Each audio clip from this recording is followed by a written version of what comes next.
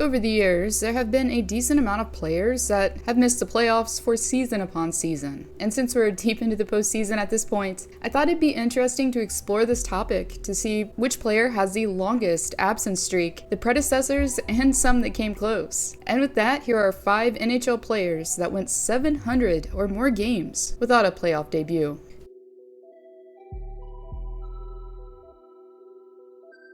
Usually, when a team has the privilege of selecting the 7th overall pick in an entry draft, they probably struggled to get there. And for the Carolina Hurricanes, struggles were something the organization knew all too well about. By the time the 2010 draft approached, the Canes had missed the playoffs on every occasion except one, since winning the Cup in 2006. Therefore, Jim Rutherford welcomed the natural goal scorer to the franchise with open arms. By the time his debut season was complete, Skinner had left spectators with zero doubts that he was NHL ready. After notching 63 points in 82 games played, Skinner took home the Calder as the league's most outstanding rookie. However, despite this, Skinner had a hard time remaining consistent with the Canes. One season, he'd notch 18 goals, and in another, he'd pot 37, so it's pretty fair to say that his sporadic performance had to be a factor as to why he was traded to Buffalo in 2018. And if we look at the postseason records for both the Sabres and Hurricanes, it's incredibly ironic how things played out. It just so happened that the Sabres' last postseason appearance was during Skinner's Calder campaign, and Skinner was also traded in the offseason directly prior to the Canes breaking their long-standing playoff drought. Call it luck or happenstance,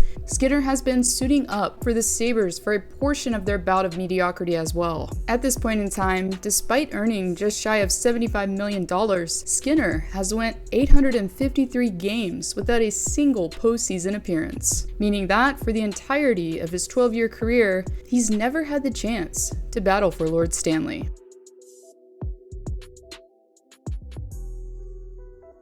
Hailing from Finland, Olli Jokinen possessed multiple strengths on ice that made him an attractive pick to GMs and spectators alike. The center already had a decently sized frame, was capable at playing at both ends of the ice, and showed much promise offensively. So, when he was selected 3rd overall by the Los Angeles Kings in 1997, Jokinen was expected to be one of the best that the draft class had to offer. After taking some time to adjust to NHL hockey, Jokinen was traded, first to Long Island and secondly to the Florida Panthers. And really, the forward played his best hockey while living in the Sunshine State. But just like we saw with Skinner, the team happened to make the playoffs in the season directly prior to Jokinen's arrival. And they also had their own demons to sort out as well. Therefore, even though he did have 3 30-goal seasons under his belt with the Panthers, it still wasn't enough to secure a postseason appearance for the team. But things began to look up for Jokinen not long after he made his way to Alberta and started suiting up for the Flames. In April of 2009, after 799 consecutive games without a sniff at the playoffs, Jokinen played his first playoff game, although it did take him over a decade in the league to get there.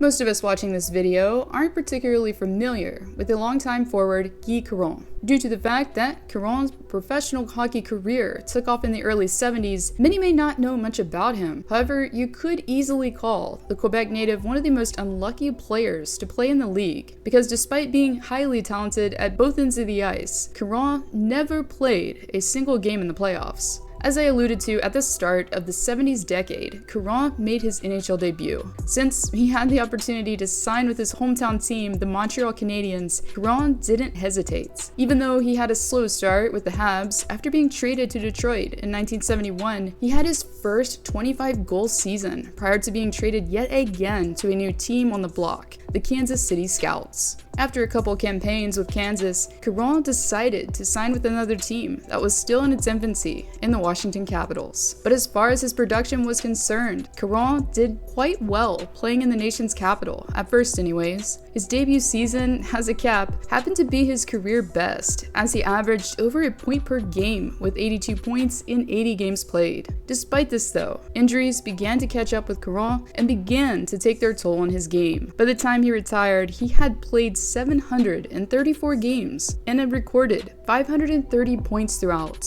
However, he was never able to participate in a single playoff contest during his 12-year career. Due to every team being a bottom feeder at the time that he suited up for, Caron held a record for decades for the longest absence from the postseason.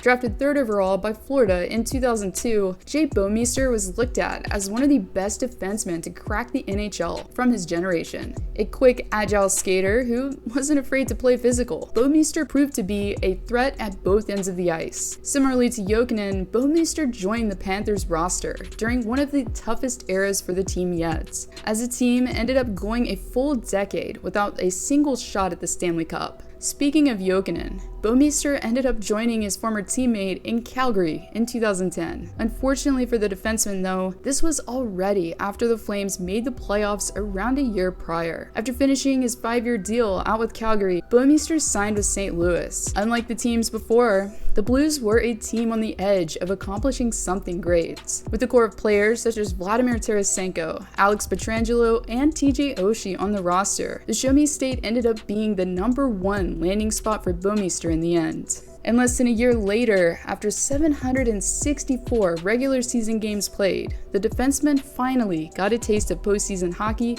against the Avalanche. Even though it was years later when the Blues eventually won the Stanley Cup in 2019, it had to be a special feeling.